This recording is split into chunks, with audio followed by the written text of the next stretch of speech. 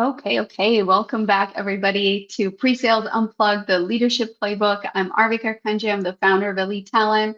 I work with SaaS companies to hire top-tier pre-sales and post-sales talent, but today isn't about me, as always. This show is really about the leaders building the go-to-market team and the strategies that actually work in today's market. If this is your first time joining us, welcome. And one quick note before we jump in. These conversations are completely live and intentionally unedited. So, what you hear here today is completely real and exactly how it happened. We stream it live on LinkedIn, but you can also catch a replay on our podcast across Apple, Spotify, YouTube, or wherever it is that you listen. And of course, if you do get value from the conversation, just make sure to follow, subscribe, or leave us a review. I personally read every single one of them. And I also make sure to tag the guests if you have any questions outside of the podcast so that you can get your answers and give you as much value as possible. With that being said, today I'm super excited to be joined by Andrea Mulligan. She's a chief customer success officer. She's has a very strong track record in the space, and I'm really excited to dive into and really go inside her mind today and how she really transforms these customer success teams. A fun little fact about Andrea and I, we were on leadership classes together, and as we were obviously meeting, I guess weekly, right, Andrea? Yeah. Just one thing led to another, and then you went into a really deep dive about customer success, and I was like, I love what you just said. You need to come on my podcast and share this live. And of course, you're kind enough to say yes. So thank you and welcome. Thank you. Thank you. I give you a lot of credit for wanting to get inside this brain. It's not necessarily Yeah. it's probably a scary place to be, but I'm excited to be here. And the topic is one that I'm really passionate about, kind of Yeah. nerdy passionate about. If I I love go too that. long and I'm rambling, cut me off and we'll get to the next topic. I got you. Well, first of all, obviously, I would love our audience to know a little bit more about your story. How did you end up in this wonderful world of customer success? Yeah, it's interesting. I don't know that I have a typical story around it. Or maybe there isn't one. But I mean, it really goes back to high school, to be frank. I went to a vocational high school. I studied the printing industry. And the thing I loved about the work I was doing when I was in school was when the customers would walk into the shop. So uh, back when I was in school, the local plumber, the school committee, they could come into our print shop at my school and get work done. It was cheaper for them to do it. It gave us experience.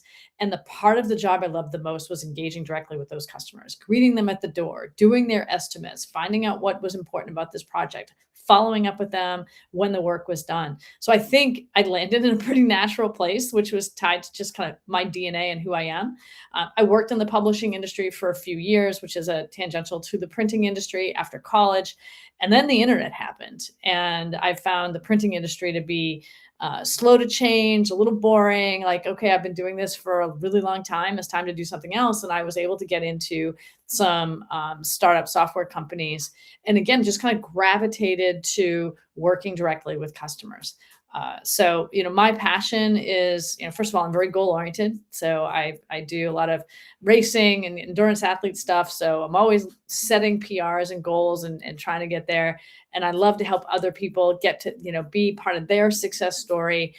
And so I just think it's just been a natural place for me to be. I love technology. So again, like all of these things between the technology, the goal Yeah. setting, the customer facing part of it, I think it's just a natural place for me to be, and it's more DNA than anything else. Yeah. I love that. And the thing I love the most about it is there really is no right or wrong way to enter into the tech Yeah, space. yeah, I know a lot of people I talk to on a daily basis are like, okay, how do I enter into the tech industry? Because they come from different industries, like you said yeah. yourself. And I know that was a long time ago, technically, but what was there anything specific that you did to land that role in tech? Or maybe what attracted you to tech at the time that made you switch from the printing industry to the tech? Yeah. So, well, like I said, one of the things that, spending 4 years in high school studying printing and then 4 years in college studying printing, and then whatever it Yeah. was, 3 or 4 years post college working in publishing, which again, tangential to printing, it was like 12, 13 years of printing, and then Yeah. not a lot had changed. And, I'm entrepreneurial by nature. I've started a couple of businesses. I've Yeah. or I've attached myself to someone else's vision and been trying to build things. And so I'm always looking for the next new thing. And so I think the driver for leaving the printing industry was a little bit of boredom in terms of Yeah. that industry, and then timing, right? It was the late 90s, the dot-com boom was starting, and someone in my network said, you should look at this. And I got really lucky. I joined a company called Online Development Corp, no longer in existence, got acquired. But it was a 5-person software startup. We were building e-commerce websites for direct marketers and shifting into online analytics. And the president of the business was a highly educated, really smart, one of the smartest people I've ever met, guys. And I think what attracted me to him was two things. I think number one, I had this kind of customer facing project management. I was not formally a project manager, but again, DNA, this kind of informal project management background that he needed. I was also working on my MBA part-time nights. And I think he saw the investment that I was making in myself as a positive thing. And I think those are the two things that kind of set me apart and got me that position. And I worked with him, and this was, this is a 10-person startup. And I know we're going to talk a little bit about the difference between 10-person versus 200-person or larger. But I mean, this is just being scrappy and working hard. And if I'm nothing else, I'm scrappy. And, I'm never the smartest person in the room, but I can oftentimes be the scrappiest person in the room. And in a growth stage business or a startup, that scrappiness kind of sets you apart. Yeah. And so, yeah, I think that I believe that luck plays a role in your success, but I think you have to make room for that luck. You have to create that. Yeah. So just putting yourself out there and saying, this is what I want to do. This is who I am. This is what I'm good at. This is where I'm willing to make investments. And he trusted me and got me into that role. And then, the path was set from there. Yeah. I love that. And I have some good news for anybody listening. That kind of requirement hasn't really changed much. Startups are still looking for scrappiness, somebody that works hard. I mean, honestly, like me being on the hiring side all the time, one of the biggest things that startup founders always are looking for is somebody willing to work hard and do more with little, and be able to figure things out and be creative, and again use that scrappiness to their advantage. So in a way that, again, like the foundations haven't really changed, but They I love to dive. haven't.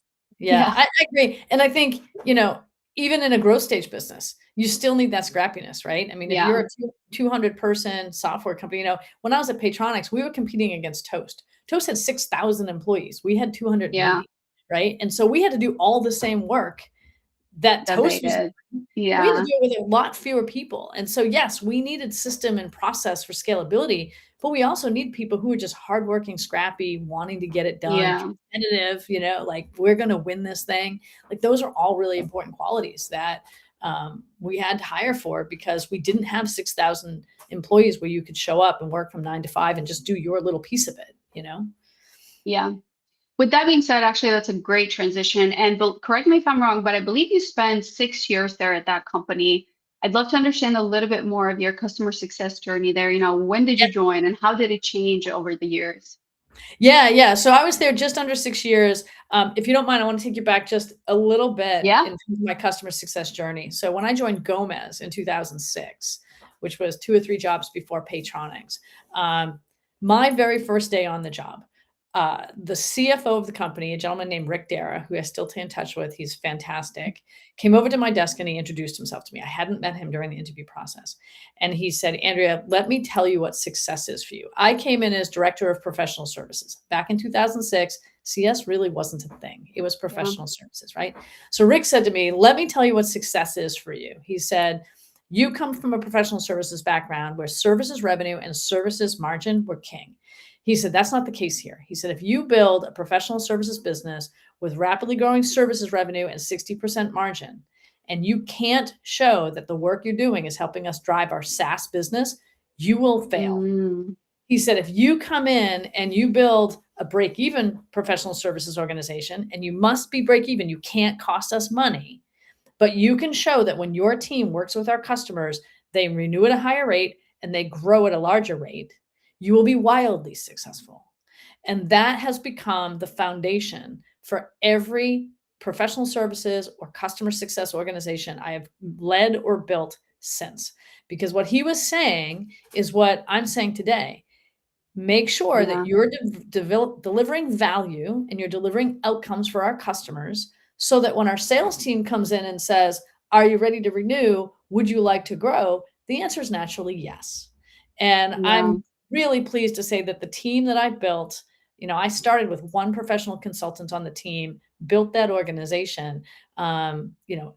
Fortunately, hired well. We worked with a subset of our customers. 100% of the customers we worked with renewed over the course of 5 years, and the growth rate, the NRR from those customers was 2x what the NRR was from our core business, because we knew from the beginning what's the mission. The mission is create these opportunities for success for our customers. So then fast forward to Paytronics. When I joined Paytronics, we were an early stage growth business, probably 35, 40 million in revenue, 150, 170 employees. And I was coming to transform the customer success organization that already existed. It was professional services, implementations really, and customer success. My predecessor was an awesome person, super smart, knew the industry, knew the business, knew the product. He was still running the organization as if we were a 10-person startup. Everybody was scrappy. Everybody was doing Yeah. everything. We didn't hire experienced people. We were only hiring people right out of college because they were less expensive.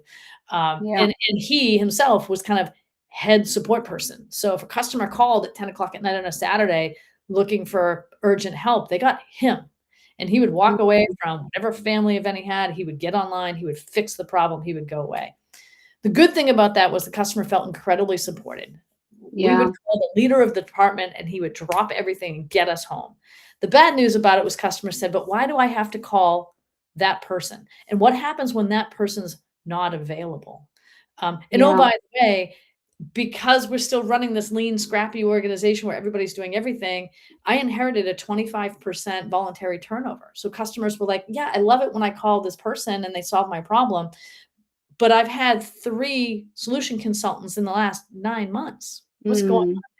And so I really came in to say, how do we take all of the good things that this organization has been over the last 15 years and turn it into something scalable that we can build on? And that became what I was working on. That became the journey. So it meant creating new roles in the organization, kind of decoupling things, asking someone not to be the project manager and the architect and the technical Yeah. consultant and the QA engineer, but kind of break those things out. Same on the customer success side. I worked with my team to build service offerings that were packaged that sales could sell. So they had something that they could talk about that made it sound like, hey, we've done this before. And it made the service Mm. team more equipped to say, okay, I know what I have to do on this thing. It's not a bespoke blank whiteboard. I know what the scope of work is. We actually started doing SOWs, which we didn't have when I joined. There was really nothing remarkable that I did at Paytronics. It was like all the things you would expect an experienced chief customer officer to know to do. And it took me 3 years to evolve the organization, stand up a support team, set up a PMO, bring in actual professional customer success managers, develop a knowledge management and learning organization, develop a digital CS function, all the things that just take time. You can't do it all at once.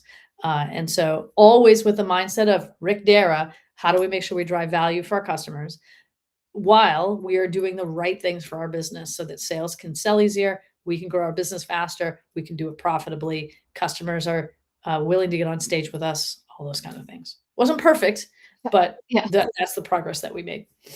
I have so many questions, and I just want to first of all start by saying that I absolutely think what you did was remarkable. It's not that everybody can do that. I mean, yes, maybe you didn't bring, like a magic wand and you're like, Right. got it done in like 3 weeks. Nobody can.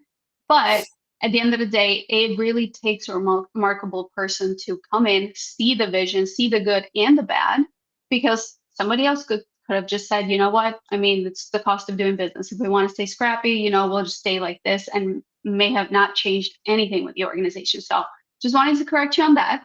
Well, However, I have to give credit to the board and to the leaders on the team, the leadership team that I joined, right? Because these are people, the leadership team was largely the founding team. And, yeah, they had to take a step back and say, what's working and not working around what we built, and be willing to say, there's got to be a better way to do this. And so they recognized that, and they brought me in, and they gave me yeah, plenty of space to do the things that I needed to do. And I had experiences in the past where I tried change management and I'd screwed it up royally, and I took those lessons and I applied them here, and all those things. I absolutely. don't mean to not give myself credit, but to your point, I didn't have some magic bullet idea that no one else has. Right. I just applied it in a logical way, chipping away at the top priorities, and over the course of about 3 years, getting to that place where we were scalable and ready, so that when an exit was coming, our team was prepared, and the Yeah. buying company could look at the organization and say, "This is a solid organization worth buying." Yeah, I love that. And I think you mentioned something that was going to be my immediate next question is the leadership. How do you convince them to come on board for something like this? Because like you said, and I was going to assume the same thing, but you already said it. I Yep. mean, they're the ones that set that process up to that point. And I mean, I'll be honest with you, I think that there's a lot of startups right now that are probably going through a very similar journey because that does not sound like, something that happened 10 years ago and now it doesn't happen anymore. I think Well, it's a very common mistake. it's a common mistake. I also think that the moment in time now is a little different, right? So I talked Mhm. about at Paytronics, one of the things I did was I really had 2 different resources on my team when I joined. I had technical consultants who implemented, and I had technical consultants who supported. And in each case, the individuals in those roles had to wear multiple hats. Yeah, And think about on the implementation side, some people are really good at project management. They're not necessarily strong technologists. Others are really good at being good technologists. They hate the project management side, and we were asking people to do both. And same yeah, on the other side, on the technical consultants we had supporting our customers, they were asked to be support engineers. They were asked to be strategic technical consultants and technical account managers. They were asked to be customer success managers. Those are 3 fundamentally different roles with different DNA. And as a hiring person, like, what makes you good at being a support person, willing to just get hit with case after case after case after case all yeah, day long, versus being a CSM, sitting down with a CMO and talking about the business. Like, those are different skill sets and different. I yeah, come back to DNA. Like, who are we when we show up to work? Um, and so that I needed to break those things apart. Um, it did take some selling to the leadership team to explain why, right? Because we had a lean and mean team. We were hiring junior people that were frankly inexpensive. And I'm turning around and saying, look, I need to hire some seniors. I need to increase the salary from $70,000 a year to $120,000 a year for a couple of key yeah, roles, not everybody, because I need those senior people on the team. And I had to explain why and the benefit that we would get. It upped our cost, but it yep, also allowed us to stabilize in terms of turnover, which has cost built into it, right?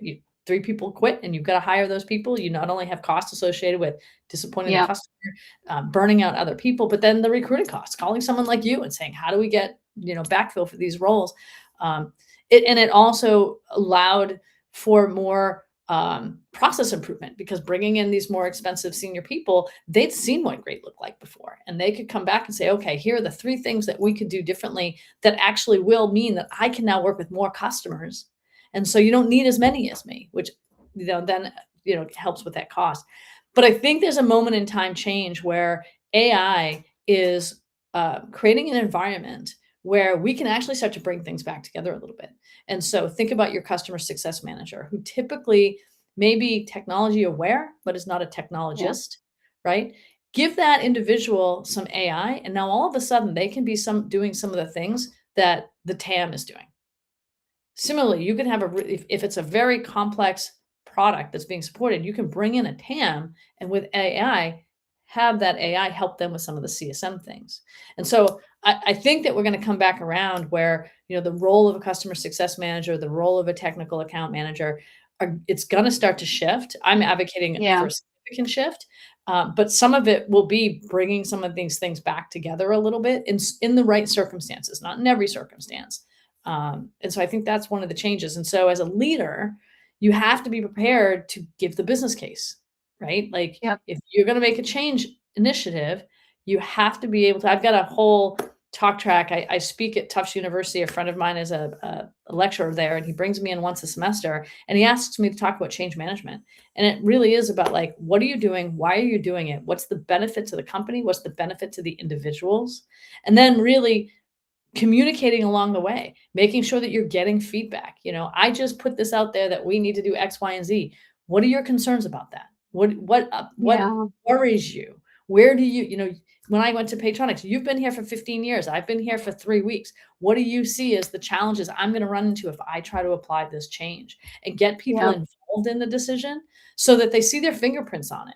And even Yeah. if the ultimate decision isn't exactly what they recommended, if they feel heard, then they will be more accepting of it. And they'll feel more comfortable that if they're concerned, they can come back around and say, hey, I know we talked about this thing. You went in this way. I know why, but I'm starting to see this thing over here. Have you seen that? And so I just think it's, have a strong plan, have a business case with results, communicate, and involve people in the decisions. And if you do that, your chance of success goes up exponentially. Yeah. I love that you said that because I agree. I mean, if you involve somebody in a decision-making process, now they're part of that decision-making Yeah. process. So when there's challenges, which there always going to be, their reaction is more like, okay, how do we fix it? Versus like, well, you made this decision. So now that's the bet you made that you need to fix. And then there Yeah. starts friction between Yeah. leadership. So I love that you said that. And I wanted to say something else. So one of the things that, like, as I mentioned earlier, when we were in those leadership calls, one of the things that really piqued my interest when you said it is you said that the era of I'm an advocate of customer of your customer success is over. Now, Yes. I would imagine some leaders might put pushback on that. What do you feel like is the real problem that like we're solving for right now in customer success? Yeah, yeah. So first of all, I want to say I'm not saying CSMs or customer success people should not be advocates for their customers. They should. That is the price of admission. That's what gets you in the door. What I am saying though is it's not enough. I'm Mm-hmm. saying that in the past, the role of the CSM in particular has really been kind of this traffic cop around helping customers through whatever their challenges are. And the value that the CSMs have provided is, I, the customer, know who to call when I need help. And the CSM is responsive.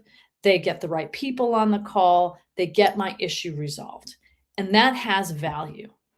But in this day and age, it's not enough value to do what Rick Dara told me needed to get done. It's not enough value to retain your customers and grow your customers. And here's why. And I actually think, like, when I was building professional services at Gomez and in every organization, I've always had a mindset on how do we make sure customers actually get value from our products, and what are the things that we need to do to make sure that happens. So, and I'm quite certain that my peers, chief customer officers, all will say they do the same thing. But at the end of the day, the work that the CSM does is not that. And if I really think about, like, even my Patronics days, who were the people that were sitting down with our biggest customers to have those kind of outcome driven conversations? It was me.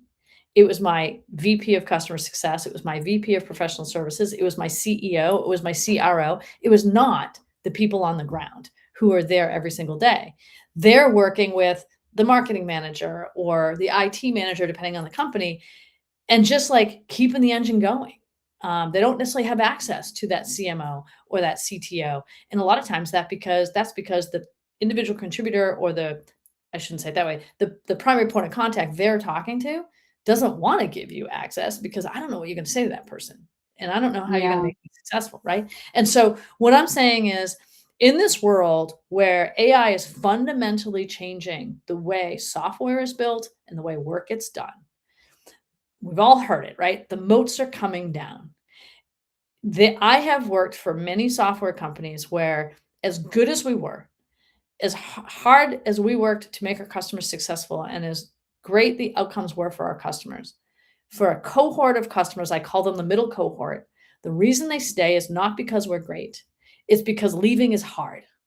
And so we're good enough to not deal with the pain of leaving, right? Mm-hmm. And AI is making it easier for new companies coming into the market. If you're a 20-year-old, 30-year-old, 40-year-old software company, you should be looking over your shoulder to see, where's the AI first company building what you've built, making it Yeah. easier to install, easier to support, easier to get value out of the product.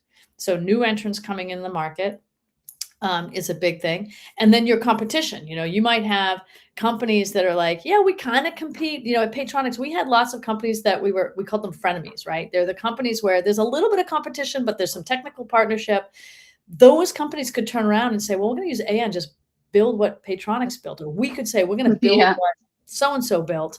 And now all of a sudden, our customers can consolidate their tech stack, which who doesn't want to do that? Fewer companies to manage. Right. We love it, right? Yeah. And so in this world where AI is fundamentally shifting the way software is built, the way it's managed, the way it's used, the way we do work, if all you're doing as a customer success team is being an advocate, you will not retain your customers. You will not grow your customers. You have to be focused on what is the value that this customer needs to renew next year.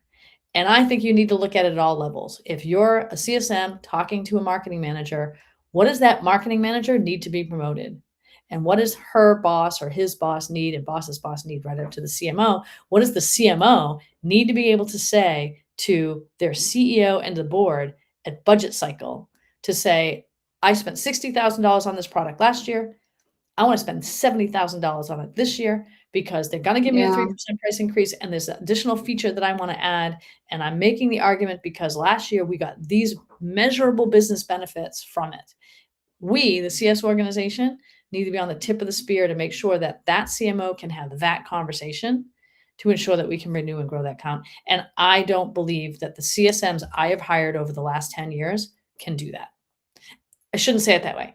I don't believe they've been expected to do that. Some of them can Yeah. do it, but the system hasn't been set up to enable them to do it. Hmm.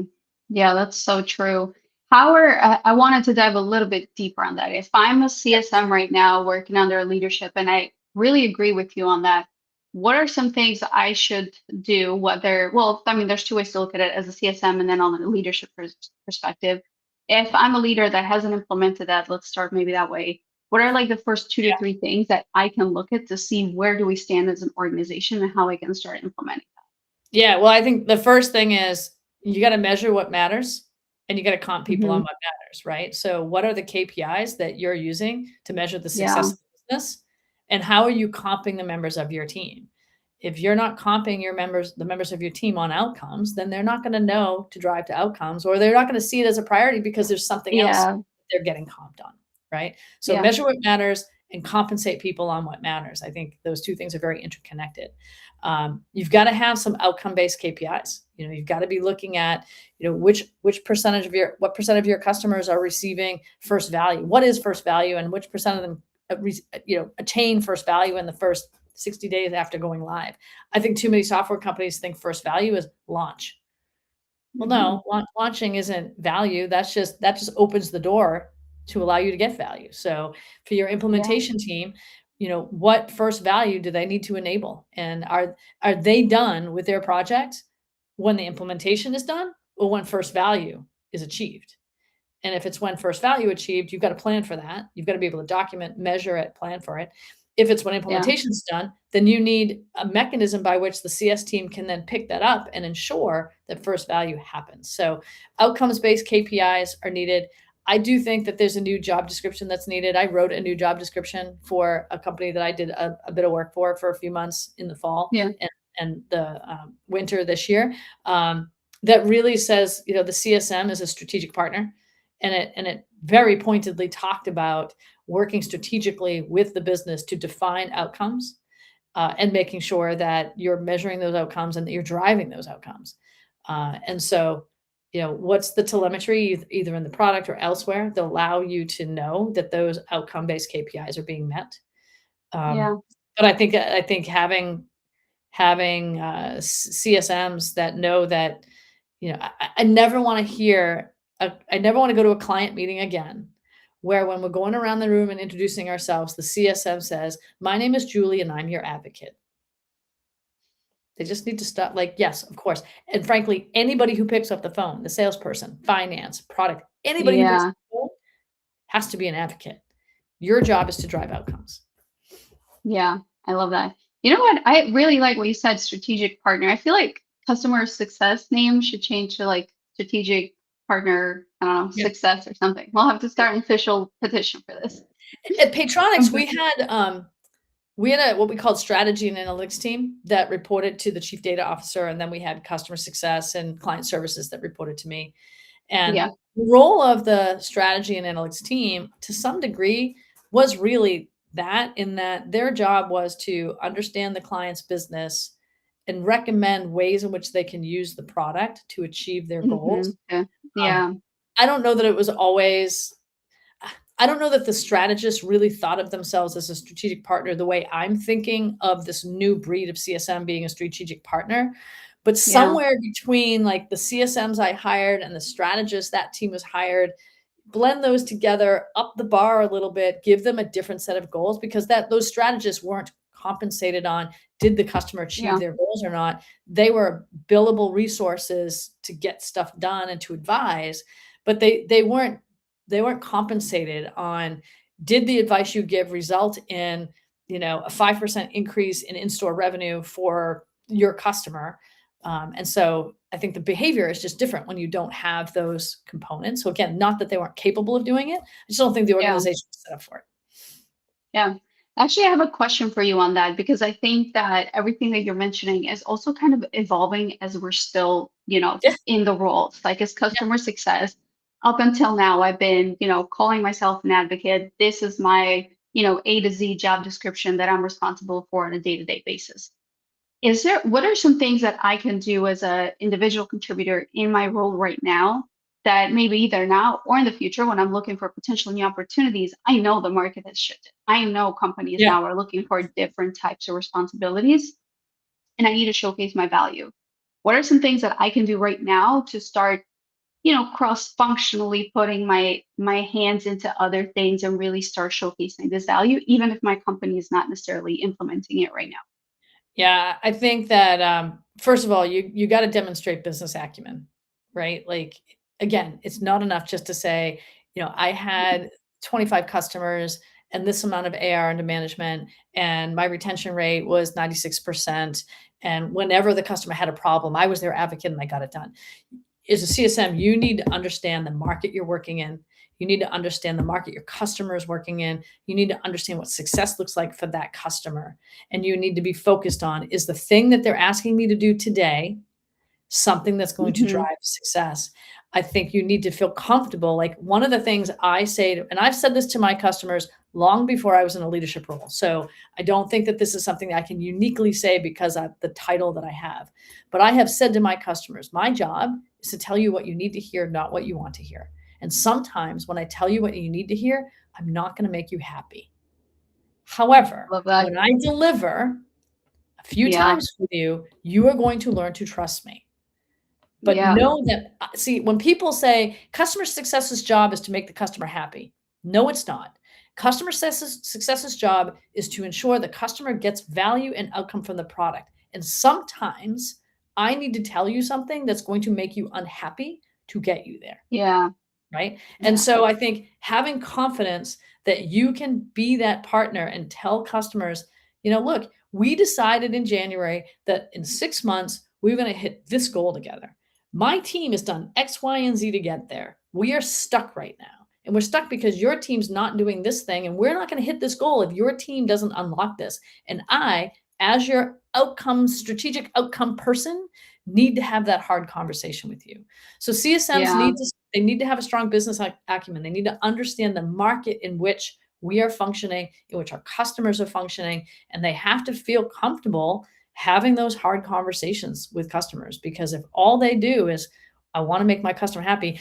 I was on site with a customer about a year and a half ago, maybe 2 years ago. We had a customer, I won't name names, but our day-to-day person was a director level person who loved us, would get on stage with us whenever we asked, would post pictures of her kids wearing our swag, loved us. We're in this meeting. It's a first meeting with their new CMO and their new CEO. My CEO is in the room as well. My CEO turned to our day-to-day person and said, NPS question, on a scale of 0 to 10, how would you rate us? She refused to give us a score. Why Mm. did she refuse to give us a score? Because she liked us. She didn't want to tell us in front of me and my CEO that we were a 6 on the NPS. And she Yeah. certainly wasn't gonna say 8 or 9 in front of her CEO and CMO because it wasn't true. So she wouldn't give us an answer. And so the next breed of CSM needs to get behind the "they like me." They need to get away from that. They need to get away from, "We had a really good meeting, it was pleasant." And they need to get into the ick. They need to get into the ick. They need to be able to Yeah. really understand, what is this customer trying to accomplish, and are we enabling them to do that? And if we're not, why? Is it because we're not doing things? Okay, put your advocate hat on and go make sure that our business is doing what's needed. Or is it because they're not doing things? Now you need to be a strategic partner, a coach. You need to have the hard conversations with them. And in the moment, it ain't going to feel good and they're not going to like it, but you need to have the self confidence to do it. And so I think it's a Yeah. mind shift. It's just a mind shift in terms of what your role is. And again, as a leader, my job is set the North Star, make sure that that is what everybody understands their job is, have the KPIs, have the comp plans, have the job descriptions so that people know, like, your job is different now. Yeah. That's so good. I agree. I think that sometimes we get behind the I want to be liked, and Yeah. it's Yeah. liked and trusted. And are you driving value for me? Right. Like I can like Yeah. you outside of the job. I don't have to be, in the job. But sometimes it's also good that they don't like you, but you're delivering the value and they just can't leave you because of that. So Yeah. I out would of the much two, rather a customer who says, you know, "Andrea's a giant pain in my ass. She's always pushing me to do things that I don't wanna do." But yeah, that pushing is why we grew our you business were, 7% last year, you yeah, know? exactly. Yeah, That yeah, then be like, "Andrea is so pleasant. She makes me feel so good every day, and I love talking to her on the phone, but we only grew 2% last year." yeah. Like, And now we we want have our to switch customers to be vendors. happy, right? I'm overstating when I say I don't care if they're happy. Of course, I care if they're happy. Yeah, yeah. But happiness and outcomes are not the same, and sometimes the path to So outcomes true. doesn't feel good, and we just need to be honest with each other about, like, what's working and not working. Yeah, You know, I yeah. shut at So Paytronics, good. I shut down a project completely because my predecessors set it up incorrectly. There was no path we were gonna be successful. All we were gonna do is piss off our customers, and boy, did I piss them off when I said, "We're stopping work." But Yeah, we ended up coming to a really good outcome, and the customer is still with Paytronics, and they trusted me. They hated me for a period of time, but then they yeah, trusted me. yeah. So good. Um, I would love to switch our focus a little bit more in terms of like customer success by company stage and maybe Sure. even employee numbers to make it a little bit easier. But if I'm, starting from zero, right? Like 0 to 10 employees, what should I do as a leader coming in? What does the person need, or sorry, what does the company need out of that person? Yeah. We've talked about it a little bit already, RV, in that, like, it's that Yeah. scrappiness, right? If you're 10 people in a company, every single person, including the founder CEO, is as much individual contributor as they are leader. Yep. And so if you're someone who's grown up in growth stage or mature companies, who's curious about going to a startup, and you join a startup as a senior member of the team, you will be very sad if you think you're gonna come in on day one and build a whole bunch of process and that sort of thing. Right. At the end of the day, Yep. you just need to get stuff done. I mean, I've been in leadership roles at startups where I've spent 50, 60% of my time as head consultant on a project because I was the one who had the knowledge and experience to do it, or maybe it was the very first time we were doing this kind of project, and so I needed to run through it the first time so I could develop it so that I could train my team to do the next one and the next one. Um, and then I've spent the other 40, 50% of my time managing the team, dealing with escalations, that sort of Yep. thing. And maybe that was 30, 40%. And then it's like 10, 20% as a member of the leadership team, thinking about what's our strategy, how are we going to grow. You need to spend time as a leadership team thinking about the growth strategy for sure. But at the end of the day, work needs to get done, and there's only 10 of you. So you're Yeah. going to do some of the work. You're going to be, building PowerPoints and doing discovery and writing SOWs and writing deliverable documents because you just need to get it done. And it's not Yeah. 40 hours a week either. So, think about that. For sure. Yeah, I like that you described it that way because at the end of the day, I mean, it is what it is, and it takes I would say a special person to do it because I think anybody can do it, but you would want to do it to be Well, I doing, think that's what makes you special, right? I do yeah, believe that there are big company people and small company people and stuff like that, and absolutely. I For often use my husband as an example. My husband, he excels in larger organizations where he has a specific role and he does it incredibly well and he's incredibly passionate about it and he works really Yep, hard at it. Um, I don't think that he would love the world that I'm in, either at a startup or growth stage, where every day is a little different. You're jumping into things that are not part of your yeah, and that's not to say someone at a big company doesn't get outside their lane. I hate that saying, stay in your lane, but yeah, they do, but it's not like it's the thing that you are doing every single day, that context right. switching, where it's like you're working 60 hours a day and you go into your day thinking you got these 10 things you're going to do and the shit hits the fan. Sorry, I swear. No, you're good. And you don't do any of that stuff because you're doing what in a larger company would be somebody else's job, but there's only 10 of you, so it's Absolutely. your job. Yeah, So I do think that there, again, DNA. I do think that there are people that are just naturally born to be in startup or early growth stage businesses, and other people who are just naturally born to be in larger growth stage or mature companies. Some people can span them. Gail Goodwin, yeah, founder CEO of Constant Contact, she's rare. Mark Zuckerberg, rare, right? These people who yeah, can live with the company from startup all the way through IPO and beyond. Most of us have a sweet spot. I think my sweet spot is really kind of that growth stage.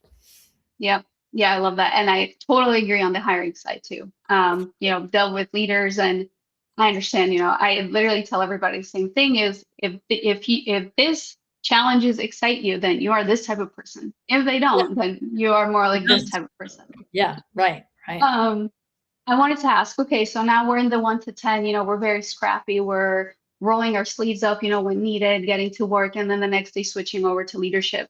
What Yeah, happens at like that, maybe the 50 to 150 employee stage in yeah. terms of a leadership? How do things change? That's where I was when I joined Paytronics. We were about 150, 170 employees. I had a team of 40 in client services across implementations and customer success. And that was really where I had to have some frameworks and some models. And so, like I talked about before, right?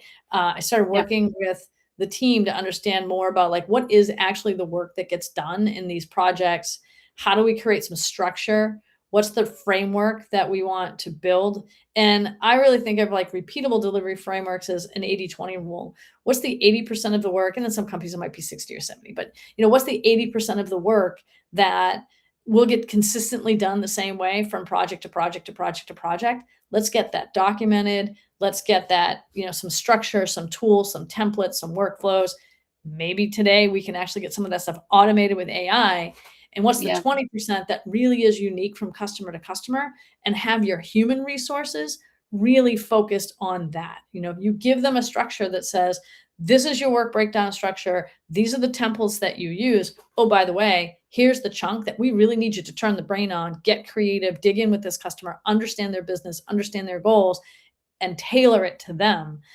Those are the types of things that I look to do in those organizations that are in that 50 to 150 service yep, offerings, repeatable delivery frameworks. Again, go back to the early days of Paytronics, kind of that separation of work responsibilities, so that you can have, like I had, like I said, I had people that were being asked to project manage who hated project management. And I had people who loved project management who hated the tech side. So I just broke that out. And I said, okay, you're going to be the project manager on 10 projects, and you're going to be the implementation consultant working with that project management. And all you need to do is focus on implementing. And people stuck yep, around. We went from people staying 1 to 2 years to staying 5, 6, 7 years because they loved the work that they did. So figuring out what are the roles that you need in the business and starting to break that out.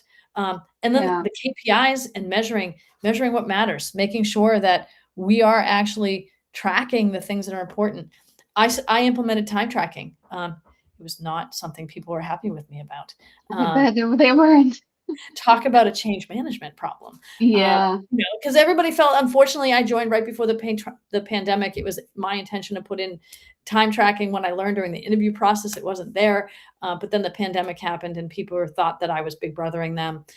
So I had to go through Yeah. a huge change management exercise and talk to people regularly, and I had to show them how I was using the data. But using data Yeah. like instinct, having frameworks on how work gets done, making sure that you have the right roles in place, having the KPIs in place, starting to build that structure. But still, at 150 to 150 employees, you're still a pretty small company. And you still need scrappiness, and you still need Yeah. people who are willing to raise their hand and say, I know it's not my job, but I'm going to go do that. There were still times when I would get on calls with clients at 10 o'clock at night. Now, I wasn't doing the same work my predecessor was doing, but I couldn't just be like, oh, I'm the CCO. I don't do that. I Right. don't, I still had yeah. to do that. Yeah. And so you start to build in this structure and this framework on how work will get done, looking for repeatability wherever you can. But the scrappiness still has to be there. You can't let go of that. Not at that Yeah. stage. Yeah. And let's just say I am such an amazing leader. I did all of this, and now we've grown our company to 300 plus. How does CS leadership change at that point? I think it's a progression over time. So some of these things you're doing at all levels anyway, but I think it's at that point you're enabling and empowering your team, And so Yeah. like when I joined Patronics, I had some really young leaders that were reporting to me, and I had to kind of teach them how to be CS leaders. By the time you get to 300 employees, 400 employees, 500 employees, you really need those leaders to know what they're doing. Yeah. And that's not to say that you would never be in a situation where you don't have a rising star that you promote into a leadership role, maybe a little bit before they're ready and you have to get them up there. Yeah. But you need to have the system to make that happen quickly, and you need to be able to rely on them. So as I moved through my time at Patronics, I went from being extremely hands-on with clients in projects, joining weekly meetings, to Yeah. I only got involved when the 3 layers of management or 2 layers of management between the individual contributor and me, you know, Word. really needed, like it wasn't working and they needed me to come in, or it was like our biggest customer, right? And so Yeah. having a leadership team that could stand up on their own and do the things that I had been doing 2 years ago is really important. But that's my responsibility to make sure that I build that and hiring the right people. And again, just refining those processes. I still think a 3, 4, 500 person company is still pretty small. So scrappiness Yep. is still part of what we need. We're not 6,000 employees. So scrappiness, I always find myself working in companies where scrappiness is core to what is needed. It's who I am. It's what I like to be. Yeah. So that's where I land. I was gonna say, I can tell your eyes light up when you say that because we clearly enjoy that. I love it. I love it. Yeah. And so I think you need to be able to start to rely more on your leaders, and uppercase L and lowercase L, right? Like Yeah. I believe that leaders and managers aren't necessarily the same. Yes, you want managers who are leaders, but not all managers are leaders and not all leaders are managers.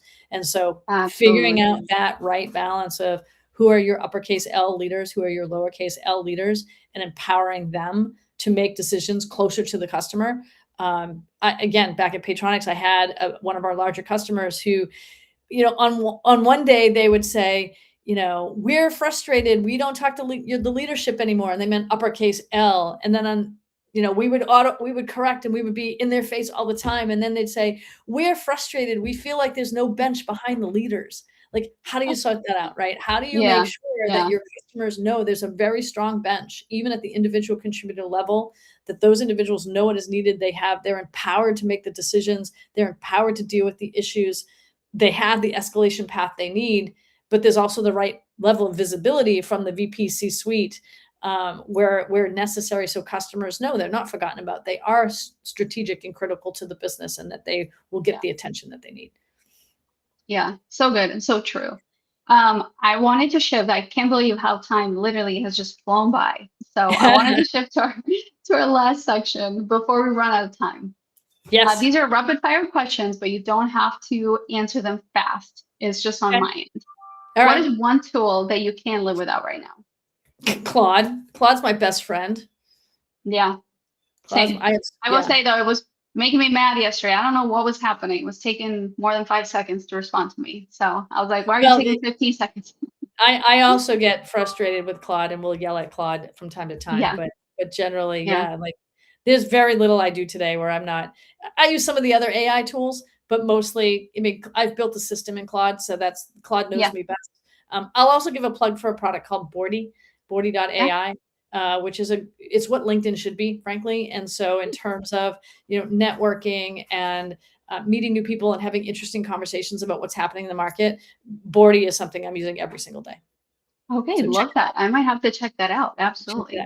Yes. Because What everybody is says an AI tool. So I figured I'd throw something else in that's not AI. That is true. Yes, yes, of course. Okay, what is your biggest growth lever for SaaS in 2026? I'd love to keep it customer success focused if you can. Outcome driven CS. 100%. Making this Yeah, change from I am your advocate to I am your strategic outcome driver is the mission critical thing that needs to happen in 2026, 2027 for SaaS businesses to protect themselves from what is happening in the market with AI and to grow their businesses. Full yeah, stop. love that. What is one belief you have that most people would disagree with? So I don't know if they'll disagree necessarily, but I'm going to say it anyway. There's so much hype over AI. In my opinion, AI is a tool. And, Yeah, when things were shifting from Lotus Notes to Excel, or when people were starting to use SQL, you weren't like, "Oh my god, I'm using SQL, and that's a value yeah, proposition to my business." Somehow AI has become a value proposition to your business, and we can see firsthand the number of companies that are actually failing to use AI in an efficient way. The story of Ford firing, what, 350 that employees was because AI crazy. was gonna Yeah, start doing work, and then AI couldn't do the work, so they hired those employees back. Like, AI is a insane. tool. Yes, Yeah, it is a game-changing tool. Yes, we have not yet figured out what that really means, and there's concern about what AI can do on its own and what AI, how it can supplement humans, and when will we no longer need humans and all that. I get all of that. But it's a tool, and we need to focus on how, as a business, we're adding value to our customers. Yes, where can AI help with that? But it's a yeah, tool. yeah. I think it comes down to like how people are trying to sell it, and Yeah, yeah, you've obviously seen them. I've seen them. I think everybody's seen them to where it's like, oh, replace your entire this with AI. And it sounded very sexy. I mean, if you're telling me I can replace my entire sales team and drop my cost from this to like yeah, less than, whatever, 50%, yeah, I'm going to give it a shot. And then, you kind of get in the face like with a brick wall and it's like, oh, wait, it's not doing what you told it to do. yeah, Like what's yeah. happening? I know. I was at Yeah. Primary Ventures, the PE firm, VC firm actually. They run a program called On the Business, which is for female executives. Cassie Young, who's one of the general partners, leads it, and she had one, I think 2 weeks ago yesterday, in Boston, and we were talking about AI a lot. And she said, everybody thinks that they can build their own CRM with AI until they get their first security breach. And then everybody will be back to Salesforce and HubSpot and all that kind of stuff, right? And if I think about Paytronics used AI in our product for 7 years before everybody was talking about AI. We never once Yeah. put on a slide, we're using AI. We just talked about win back campaigns and all the different things Yeah. that was a capability in the product that had value to growing revenue within these restaurant chains. Behind the scenes, we were using AI to do it. And then something happened in 2003, and all of a sudden, all of our architecture says AI, AI, AI. We've been doing Yeah. it for Yeah. 7 years. Yeah. The security breach, or I will add, trying to create like some sort of workflow or whatever that looks like on your end, and then it breaks, and then you don't even know where the hell to Don't even go know. to fix it. Don't even know. I saw a post from someone in my network yesterday who uses AI like crazy. She's a customer success consultant, and she talked about how she set the AI to go do something for her while she was sleeping, and she came back, and AI had spent about $1,500 in tokens because it just went down this rat hole of trying to do like she never told the AI when to quit. Like, if you don't get an Yeah. answer in this time, stop. So all night long, it's going, it's going, it's Oh going, my it's going, it's gosh, it going, was and she had to write trying. a check That's for 1,500 insane. bucks, Yeah. Yeah, right? that's crazy. I will say, in one of those leadership classes that you and I were a part of, we had some break rooms at one point, and we were talking about like AI and implementing AI. And one of the leaders said, guys, to be completely transparent, we literally stopped using AI as much because tokens were getting so Yeah, expensive and more yeah, expensive than humans, basically. right, So right. Would we be went cheaper back to to hire a hiring junior person. somebody that, Yeah, yeah, Yeah. so we went back to hiring because of that. So Yeah, yeah, I yeah. agree. I I was think on it's a call right definitely, before this with somebody who, was talking to someone at Deloitte, and Deloitte is all in hiring interns and, folks right out of college, like first job people, because they yeah, see that if we don't do that, when the folks of my generation retire, there's no one with the context needed to do the work anymore, and so they've yeah, said, "Look, so good. AI is important, but we're not gonna stop hiring interns, and we're not gonna stop hiring kids right out of college because we need them to Just learn the gonna train business them. Yeah, so that in 5 years, 10 years, 20 years, they can be our next leaders." yeah, So, yeah, so good.